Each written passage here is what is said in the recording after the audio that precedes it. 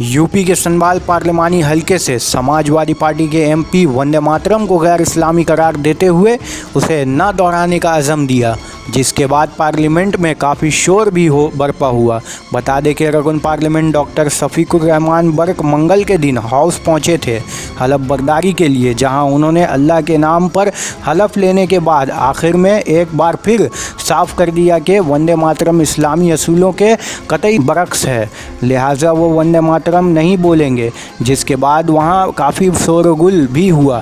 ख्याल रहे कि डॉक्टर शफीक बर्क इससे कबल भी इसी वंदे मातरम को लेकर पार्लियामेंट से वॉकआउट भी कर चुके हैं।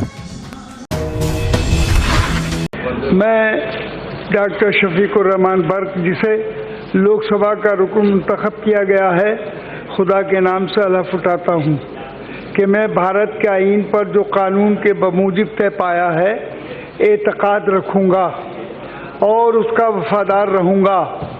मैं भारत के इक़्तिदार आला और सालमियत को बरकरार रखूँगा और जिस ओहदे को मैं संभालने वाला हूँ उसके फ़राइज़ वफादारी से अंजाम दूँगा। और कॉन्स्टिट्यूशन ऑफ इंडिया जिंदाबाद। और जहाँ तक देखिए वंदे मातरम का ताल्लुक़ है, वो it is against the Islam, we can not follow it.